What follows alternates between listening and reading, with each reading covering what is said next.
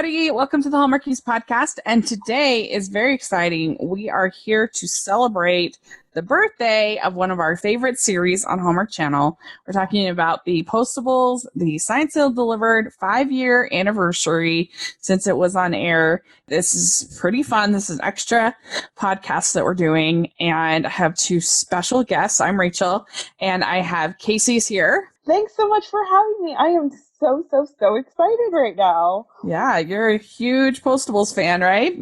I know I am. I am a huge baby Postables fan because I've only been a Postables for like a year.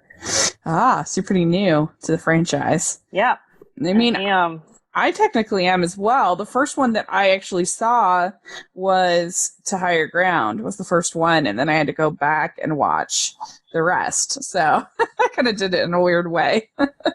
Oh. Yeah. So, but then we also have a huge Postables fan here. We have Jessica Bosse is here to join us on this special podcast. Thanks so much, Jessica. Yeah, thank you guys for having me. Yeah, so you've been a Postable for a long time? No, actually, I think I've been a Postable for less than both of you guys. It's probably 2 months that I stumbled upon the series and just immediately fell in love with it. So we're all a bunch of greenies. Oh, wow. There you go. It's good. So Jessica, I'm just curious. Did you find it because of Hallmark, like all the tweets on Hallmark, or did you just stumble upon it online, or how did you find Signed, Sealed, Delivered? So I have Hallmark movies now, and I had seen like all the movies kind of appearing throughout my time watching, other stuff on that website. And I never really gave it a second thought. I was like, oh, that sounds kind of weird. Signed, Sealed, Delivered, whatever. And I would just watch whatever else I was watching. And then one day I was just really bored and like, you know what, let's just try this and see what it is. And it was just, yeah. It just happened. It just snowballed from there. Yeah. Yeah. Which means Postables listening, your tweeting and the Twitter and the prayers and everything is working because Jessica found you guys through Hallmark Movies Now, and they've been so awesome. Yeah, so, divine. Yeah. I mean, it all started for me in 2017 because I was determined to watch every single movie, and so then I watched the one before it, which I forget the name, Home Again. Watched Home Again, and then I watched To the Altar. And it was, or vice versa, or something, some variation on that. I watched both of those, and then we did a Postables podcast, and so then I had to watch everything up until that. So yeah, it's a really great show. It has a ton of heart, and I think it manages to tell stories of faith in the right ways, which is very hard to do and very rare these days. So I give it a ton of props for that. And it just does a great job with the storytelling. The writing is very good. Yeah, I completely agree. So I found the Postables because I would see it on Twitter, and I was heartbroken from Mountain Jack dying. And I needed something to watch. And what really captured me was the fact that it had a lot of faith, but it wasn't preachy, you know? So there was a lot of great, elements of truth and happiness and all that. So, yeah, that's what captured me about that show. It really is. It's really good that way. And so, yeah, it's 5-year anniversary. And so, Jessica, why don't you tell everybody what you have planned, this little giveaway that you are kind enough to be doing for the Postables? Yeah. So I've been doing basically a line of paintings that are kind of themed with different things from the series. And so I had an inquiry on Facebook as to if I would be interested in selling some of them. And I kind of looked into that idea. I'm like, no, I don't really want to do that. And so I decided to, instead of just having this pile of paintings, sitting around in my place, I could do a free giveaway of some of them. And that would be a way to share it with other people and just kind of bring us more closer together. And so Yeah, I'm planning on doing a giveaway that'll happen on the 28th. And then the week leading up to that, I'm going to be posting like a daily video with just some topic of things that we all appreciate about the series to kind of continue to get us to talk about those things and have those conversations. That's really cool. Do you have a YouTube channel or? I don't. No, just Twitter and Facebook. Okay. Mostly. So you'll be posting the videos on Twitter or your social media, basically. Yes, and hopefully the Twitter one that I post this week will go a lot better than the one I did last Friday. It's a learning experience. We're still learning how to podcast, so don't worry about that. So what we thought would be really fun is we would each give our top 5 favorite Postables episodes, and I know that this could be highly contentious because everybody has their favorites, but I think we all enjoy all the episodes for the most part. Is that a true statement? Yes, 100%. Yeah. So just give us your list of your top 5 along in the comment section or on Twitter. We'd love to hear. That'll be really fun. And so I'm excited for this. This can be good. This was tough. It was really tough to narrow down between all these good episodes / movies. Mm-hmm. So let's dive in. My number 5 is To Whom It May Concern. And this one, I think, does a really good job with this girl looking for the soldier who saved her life. And then this soldier feels like he didn't do enough. He feels like he abandoned the people, and he has all of this guilt and PTSD and everything. And he's just devastated for everybody that he couldn't save. And he feels like by saving them, he made them a target to get hurt and persecuted. And the girl ends up getting adopted, and she's speaking at her graduation. And I thought that all of that just really worked and was really moving. And when he's actually there at the graduation, that was really moving. And so that one's my number 5. Yeah, that one's a really good one. That one, okay, I'll probably say this at every single I was sobbing.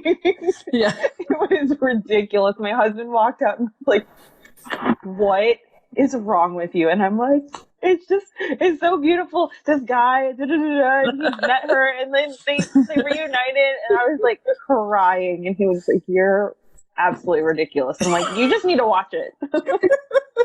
Yes, it's like, this is getting out of control. No more Hallmark for you. I know. And that was like what, the third it's early on, yeah. It's very early on. I mean, this was early on in the binge watching, so right.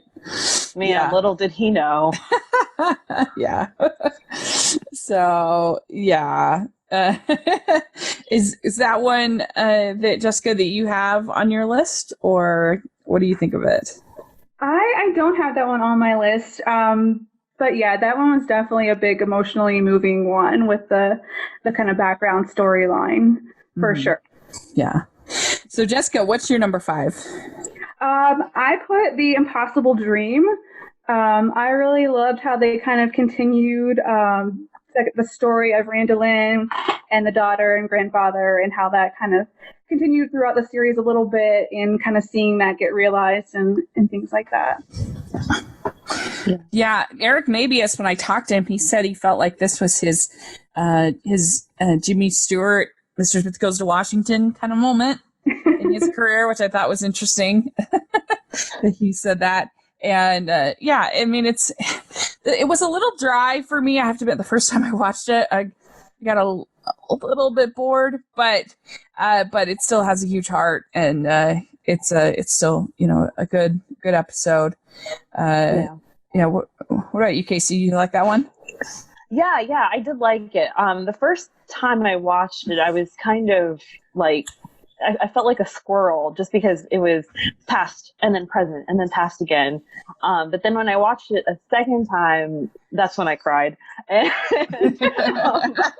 but I really did appreciate, just like, it was different, just how they told the story. It wasn't the same old or whatever. Mm-hmm. And I love the pageant. I thought that was so fun, and I just love Rita in her pageantry dresses, and I think it's super, super fun and exciting. And might be a little spoiler here, but there might be a little something that has to do with a girl in her pageantry dress on a T-shirt or something on a website.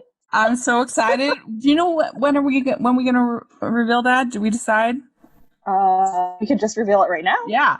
So my friend Joan at Bitsy Creations, I'll put her information in the description. She's amazing, and she designed a little Rita in her pageant dress, Miss Special Delivery icon, whatever logo that's going to be on the T-shirts that you can order, and it's pretty adorable.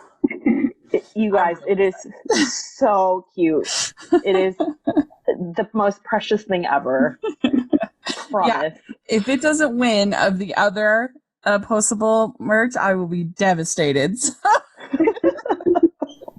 Because it is my artistic vision, of course, fulfilled through somebody with actual artistic talent. So it's very exciting. Very exciting. But Casey, what is your number 5? So my number 5 is Truth Be Told. And that is the line where Oliver finds out that his father is not really his biological dad. And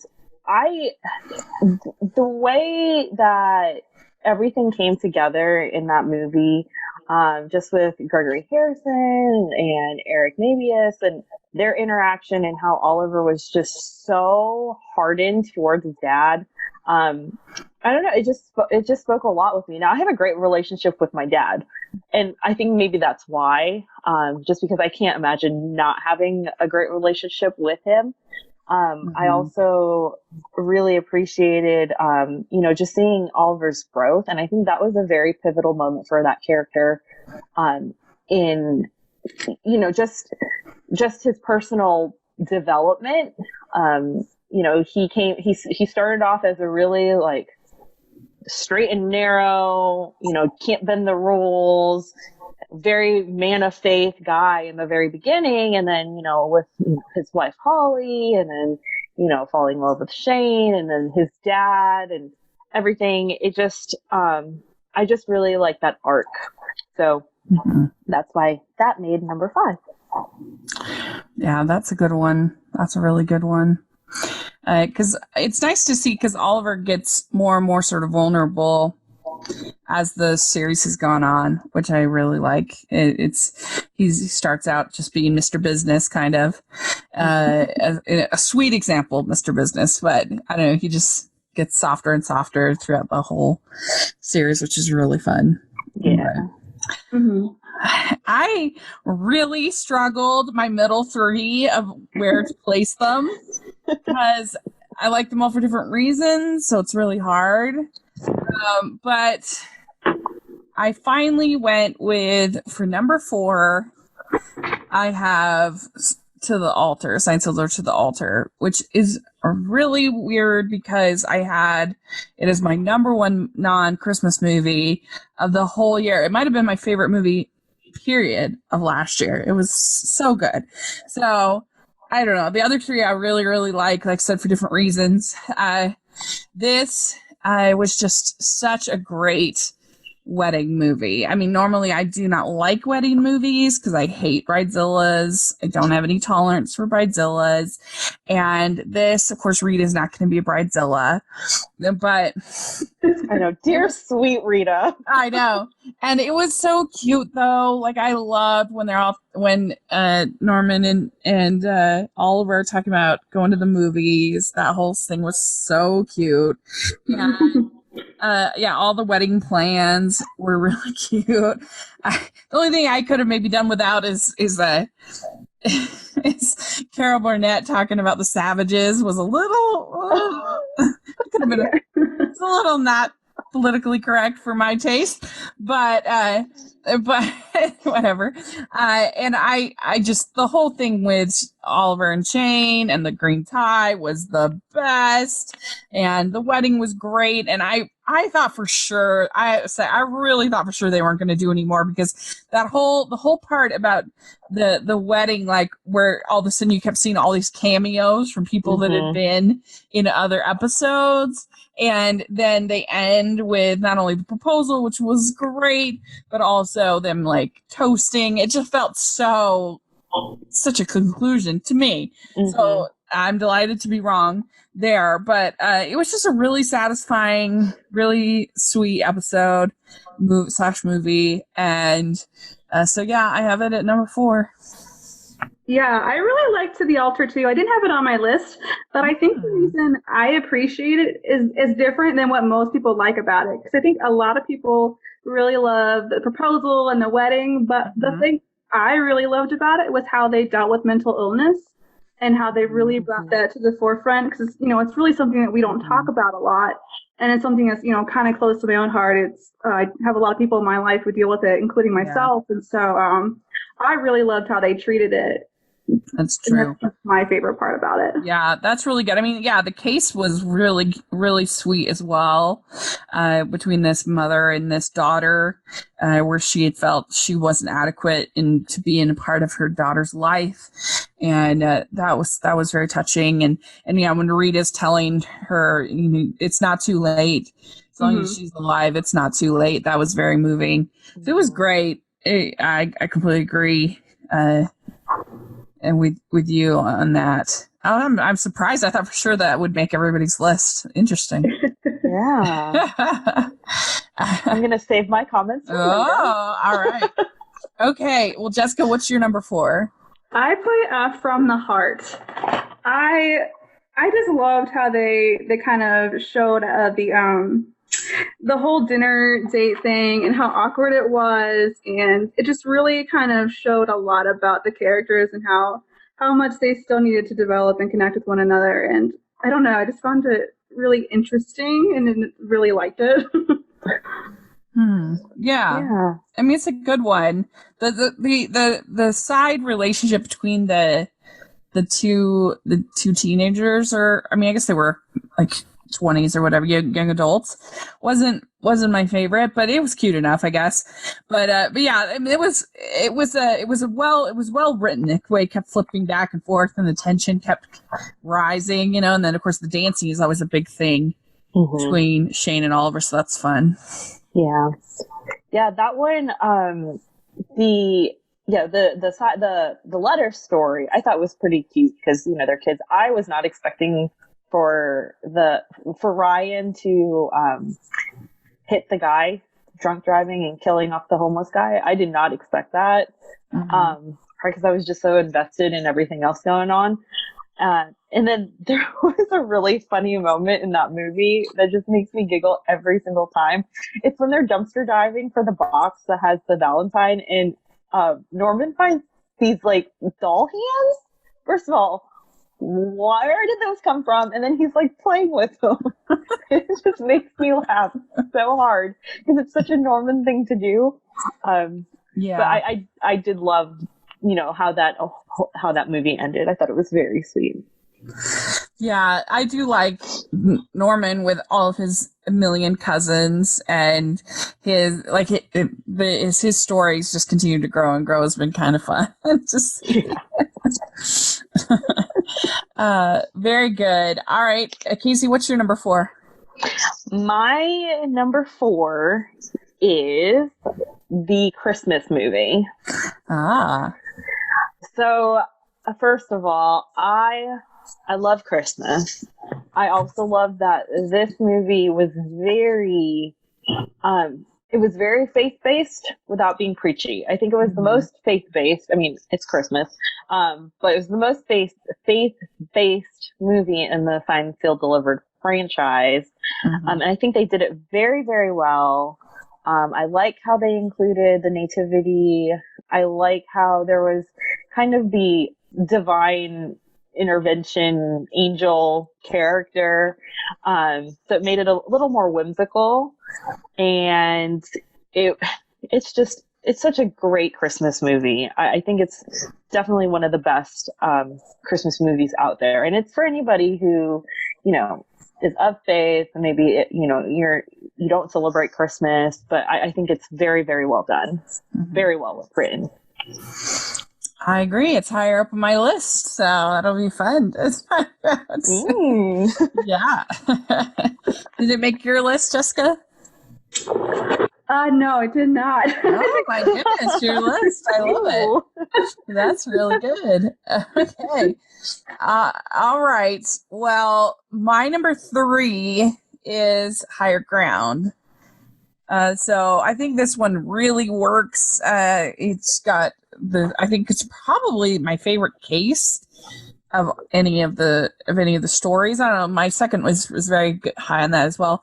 But the Hurricane Katrina story, that love story, was so sweet and great and really well done. Karen Holness is really wonderful, I think, and then Mo, that whole storyline was really sweet, and I really enjoyed it. And of course, you've got first you have Norman and Rita with their potato baby, which was hilarious, and Charlene the potato. Yeah.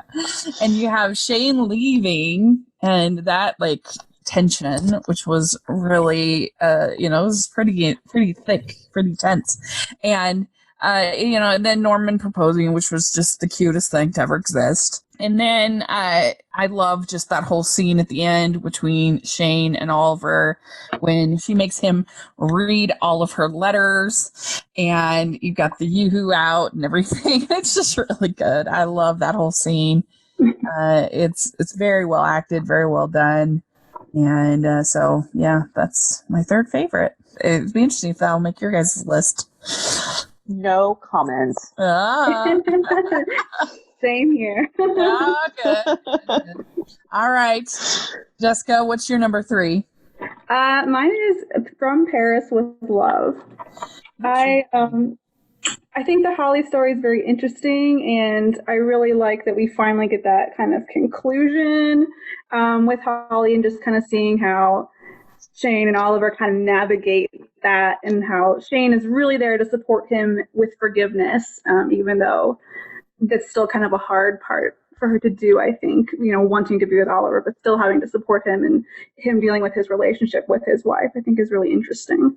Yeah, it's well done. I just dislike her so much. And I know I shouldn't, because she hasn't, whatever, she has to live her own path, but it just seems like, how could you leave Oliver like that? It's just right. So, I don't know, I just struggle with her very much. But yeah, interesting. You're in your top 5, huh? Huh. That movie. So when I watched it, I was the same. I was like, first of all, how could anybody leave Oliver? Let's start there. And then second of all, what did he see? I'm just so baffled. What did he see in her? Now we know that he thought she was good for him because she pushed him out of his comfort zone or whatever, but I'm like, wait, what? Well, I don't know. It's just completely baffling to me. So the first round I watched, I did not have it. I was actually my least favorite, and I posted that on Twitter, and all the postables were like, what? That didn't make higher than number 16? And I was like, everybody has a least favorite. Let's be real here. I watched it. I did watch it again, and I was like, oh, I get it. Because when I binge watch, I'm kind of skim reading when I binge watch. I'm just watching for content. And then the second and third time around, I watch for depth. Yeah. And then the next time I watched it, I was like, oh, okay, I get it. Still not in my top 5, but I do appreciate this movie a whole lot more than I did when I watched it the first time. Yeah, and I think it's a turning point, and that's why I really enjoy it. Like, it's the turning point for them, and like, Yes. it starts a lot of stuff. Yes. Yeah. I mean, it would definitely be in my lower quadrant, but I don't hate it by any means. I don't hate any of the episodes. I mean, going out of my initial, I've only ever binge watched it one time. I watched the whole series one time, and The Impossible Dream was my least favorite. It was just boring to me, but I still liked it, even though I was a little bit bored. But hey, everybody's got to have something at the bottom, so calm down. So calm down. I mean, it was fine. I wasn't offended. It was just funny because I was like, oh, is there something more here? Like, what am I missing? And, I'm glad when I rewatched it, I definitely had a greater appreciation. It's definitely way higher now, too. Mm-hmm. Interesting. I wouldn't say it's in my bottom quadrant. I think it's like middle, but still not top 5. Very good. All right. Well, that's good. Okay, so my number 2. Oh, did I get my number 3? Oh, sorry. So, Casey, what is your...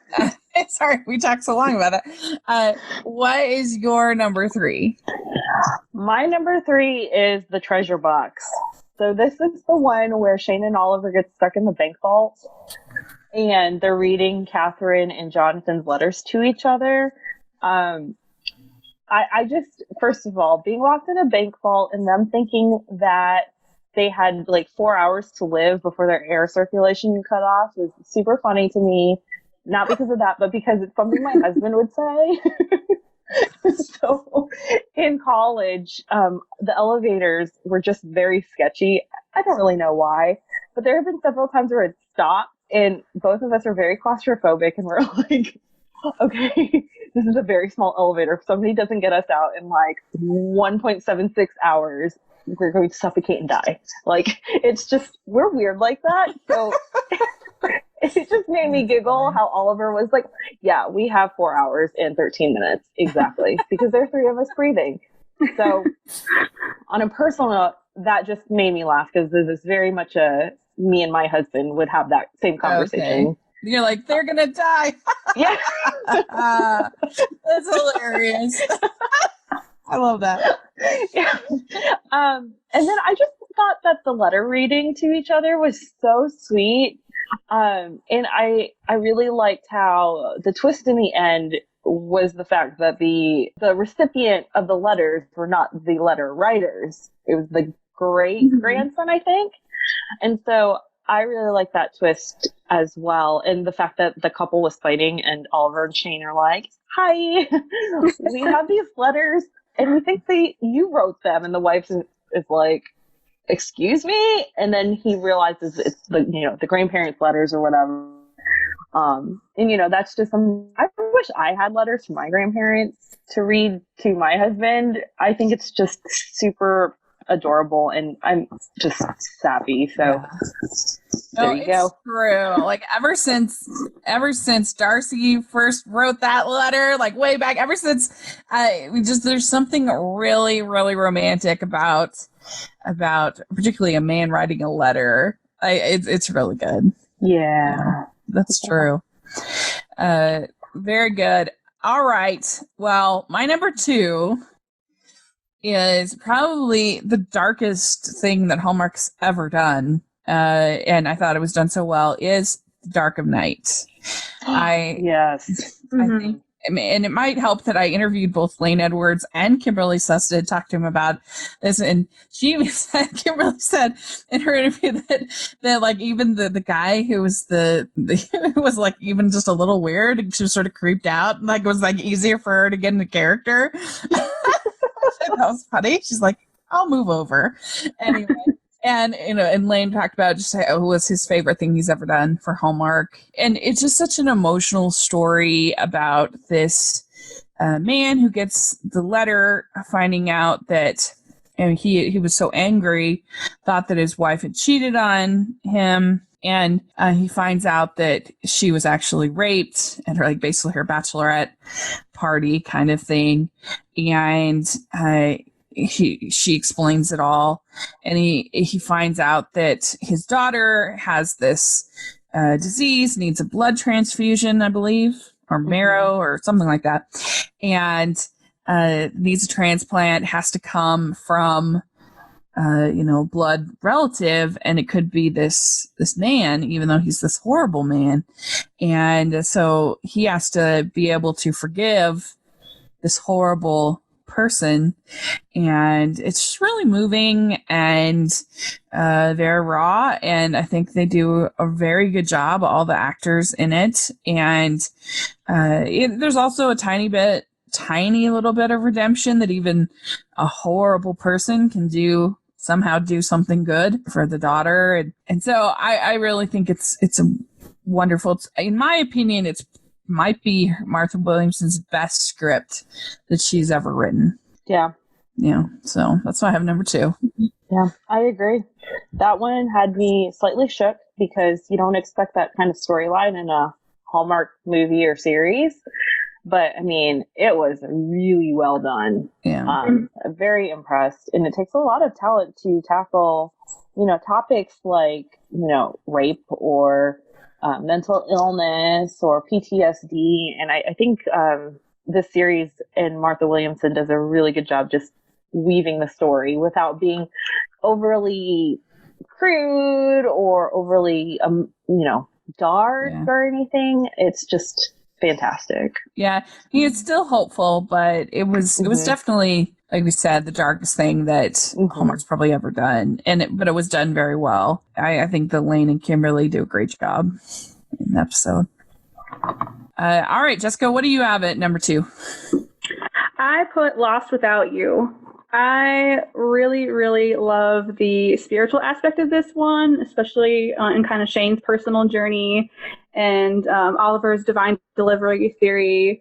I really like that aspect of this one a whole bunch. Mm-hmm. I don't even remember what happens in that one. That's the one where they go with the veteran. They go get the dog Sandy to help kind of with his healing and PTSD. And Norman eats all the hot sauce in Nevada, New Mexico. Yeah. Is that what it was called? Lost Without You? Because they get lost in the woods. They go to New Mexico. So that's not, for some reason I was, where camping trip. Oliver and his dad get lost. Okay. Yeah. That makes sense given the title. That one is a good one. I kind of forgot by that name, but you're right. That is a good one. I like how our lists are pretty different. It's interesting. Yeah. Because there's not how many episodes. You think the 3 of us, we'd have more. Yeah. Yeah. And just throwing that out there, Jessica, how about that ending to that movie? Like with the chapel scene and everything, and so it goes. Yeah, I just actually posted on Twitter. I was commenting on someone's their answer for that, and I was like, I just love the part where she says like, "I was just so grateful," and I'm like, that's such a really, I don't know, poignant line of like she wasn't waiting, in the hospital like Dale was, like by the room. Like she went to the chapel to like show her gratitude before even, doing anything else. And I think that was really, really nicely done. Yeah, with the music kind of in the background that we all love. Yeah. I know. Yeah. My favorite line in that scene is when Oliver says to Shane, "Thank you for saving my life." Because it has like a double meaning, saving his life in the woods and saving his life from like, I guess, despair and loneliness. That one had me like bawling my eyes out too. So. That's really good. All right, Casey, what do you have at number 2? So my number 2 is something that someone's already mentioned. And it is To the Altar. Yeah, it's so good. So this was really hard, just because To the Altar and my number 1 were so good. But I think that the whole storyline with Annalise and Jessica, the wedding dress, all the little cameos from everybody at the wedding, Rita and Norman and all their wedding shenanigans, Shane and Oliver taking the next step in their relationship. Everything was just done so well. You laughed, you cried. It was just everything. And I also thought that this was the last movie just because the ending, Oliver does the final toast, and he was the one that started his voiceover started the pilot. So it was like very much a bookend. And then at the end, when they say to the Postables, it's like also double meaning because they're the Postables and then we're the Postables.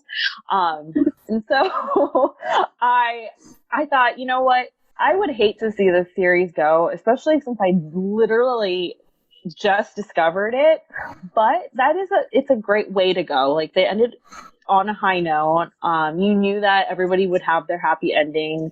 And you know, hey, we could have fan fiction. We could just read that if we want to know what happens to Shade and Oliver and Rita and Norman and, you know, the rainbow of babies. But I think it's just so well done. And I'm very, very, very excited that we are having at least one more movie, hopefully more. So yeah, it's my ramble. It's a good one. It's a great one. A good pick. All right. Well, my number one is the Christmas movie.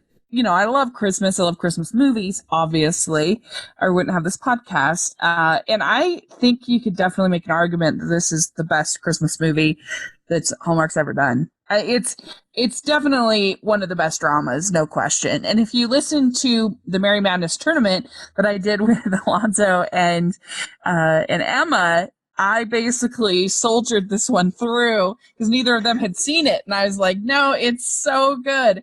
And it is like true to the true meaning of Christmas. I know we say that as a platitude a lot, but really about Christ and about forgiveness and about faith and how that helps you get through the tough times in life, and how the importance of not just your birth family, but your friend families, your community families, how they're able to support all of these people through this pageant, how it gets to the core of Shane's childhood and her struggles, and also the same with Oliver. I love the angel. I think that's so well done, and I even love that weird tree that they have. Like, it's so weird, and I love it, and it's just great. And so many of these movies are lovely and fun and fluffy, and I enjoy them, but only a few of them really connect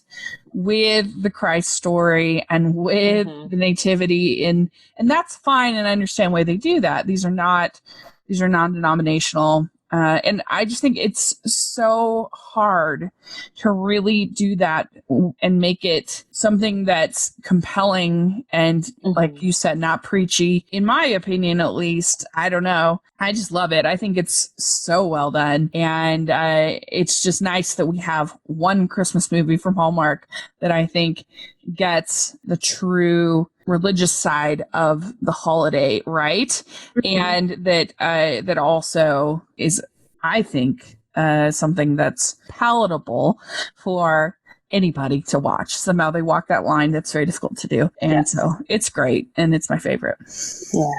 But Jessica, what about you? What's your number one? My number one is Higher Ground. Yeah, it's so good. Me too. Yeah. I love the backstory. I love Gabe and Hattie and just the way their characters are written, which is interesting because a lot of times when I'm like watching a series, I'm more like intrigued by the main character's development. But in this movie, I felt like I just was really interested in that storyline with the Hurricane Katrina and them getting separated. And of course, we all love Kevmo and his music, and it's just got a lot of great stuff in it. Yeah, for sure. And so it's your favorite too, Casey, huh? It is. I think a part of the reason why it's in my top number one is that I live in Florida, and we get hurricanes all the time. And I remember Hurricane Katrina very vividly. We were getting the effects of Katrina even here in Florida, because it was just a monster of a storm. And I just remember people evacuating, people losing their homes, people coming into, Florida and Alabama and Mississippi, just, trying to, get away from that storm. And it was just such an impactful time in my life, just because, I mean, you know, I was in high school and I had never experienced a hurricane like that. And you know, it just really, that storyline just struck home with me, because I mean, people are still rebuilding, and it's been how many years since then too. So the storyline with Gabe and Hattie was just very moving to me. I also I just loved Rita and Norman, and how they were also taking it the next step in their relationship. I thought the engagement was so precious and so cute. I liked that Shane had to leave for 3 months. I think it forced, you know, Oliver and Shane both to really think about their relationship and their, you know, where is that relationship going? And it was a turning point for them too. And the kiss at the end was like, holy cow. Someone turn on the fans, because this is getting real hot in here. Like, did not realize that someone like Oliver O'Toole could be so like romantic that way, both on the steps and in the DLO. And like every single time I see that, I'm like, whoo, dang, y'all. So I love that movie for so many reasons, and it's just one of the best. So yeah, is that the only one that made all three of our lists? I think so. Yeah. So it's the best. If it made all three of our lists, I think we can say that is the best Signed, Sealed, Delivered episode. Yeah. Of all time. So I do have comments. I posted and asked Postables, you know, what their top 5 favorite episodes and movies are. So if you want, I can read a few of them. Yeah, please. Yeah. Okay. Sweet. Alrighty. Our pal Scott, he is a Patreon. Patreon? Is that how we say it? Yeah, patron. Yeah. Patron. Okay, let me start that again. Sorry, y'all. Okay, so our friend Scott, who is a patron of our Hallmarkies podcast network group on Facebook, super secret, super fun. You should join. He says he'll go with moments. Number 1, series episode, Edge of Forever, centering around 9/11. This is number 1. Number 2 is the Christmas movie and Shane opening up to Faith.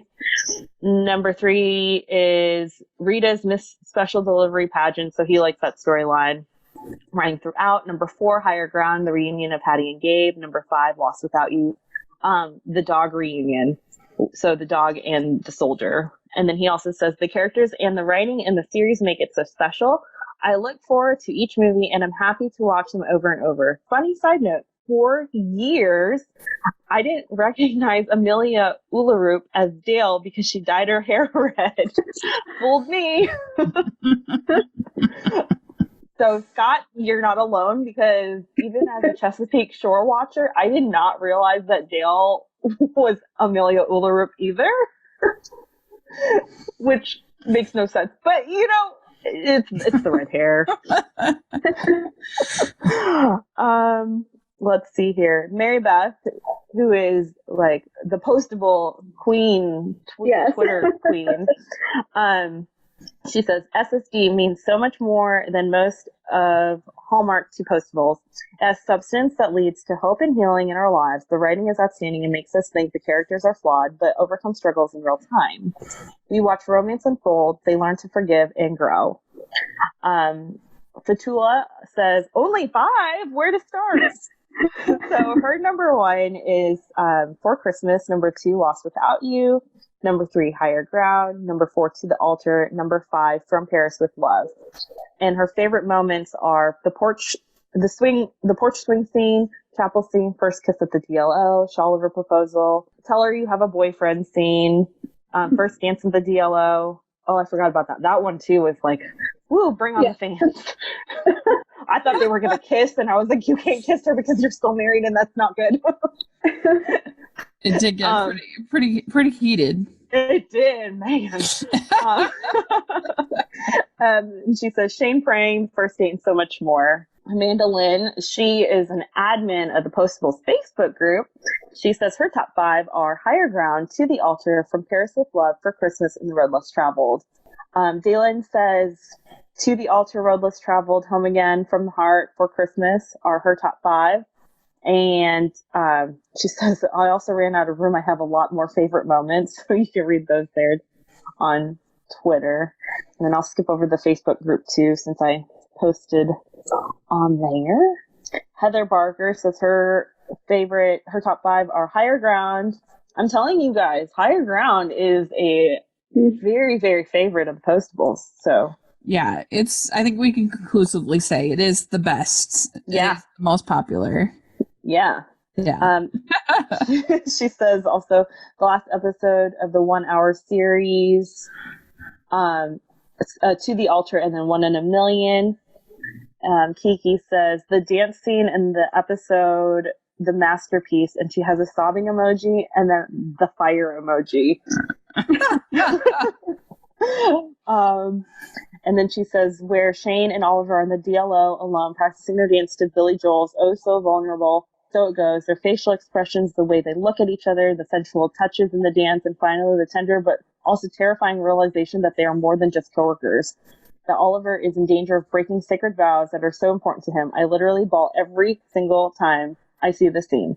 In the next movie, The Edge of Forever, that conversation on the porch where they talk about the dance, even though he claims they're just colleagues. So much more that shows that they are not merely coworkers, they're in danger of becoming so much more. The writing and acting in these shows and movies is truly exceptional. There's several others. If you are not, and we're running out of time to read them all, so I'm going to put a plug in for the Postables Facebook group. Postables Hallmarks Signed, Sealed, Delivered fan group. If you're not already, you can join in there, and then you can read all the comments and why the Postables just love Signed, Sealed, Delivered and all their comments.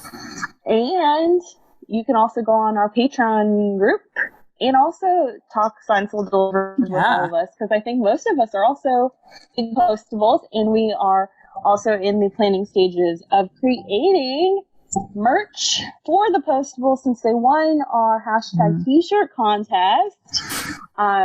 We have that Rita shirt that we mentioned. We have the we don't have the hashtag Postable shirt anymore, but maybe it'll make an appearance again soon. And I know Lisa, aka Girl Gone Hallmark, is creating another shirt that's super cute that I teased on the group.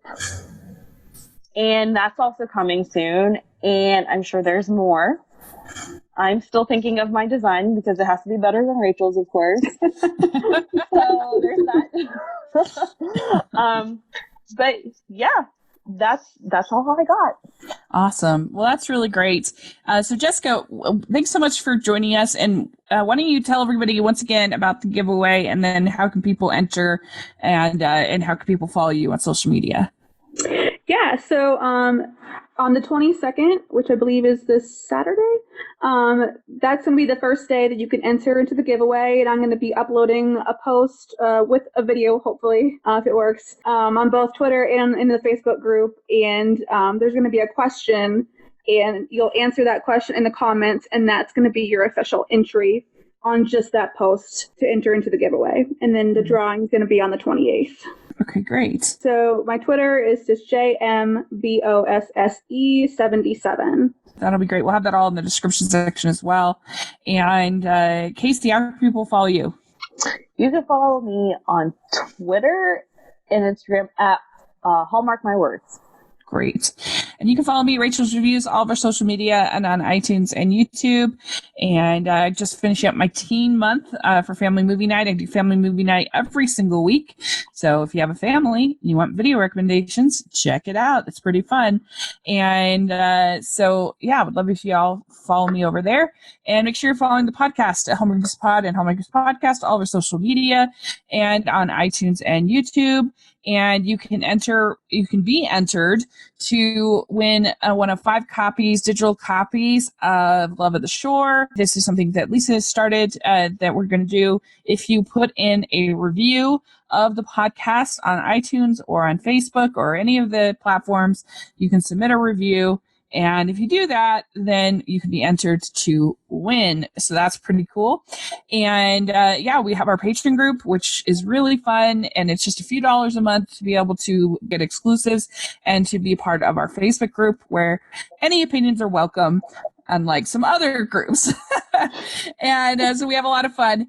And then we're going to have our merch store. So it's just really great. And thank you so much for listening. And we'd love to hear all the feedback about the Postables and about the show that we love. So thanks again, and happy birthday to the Postables. And, Woo, happy birthday!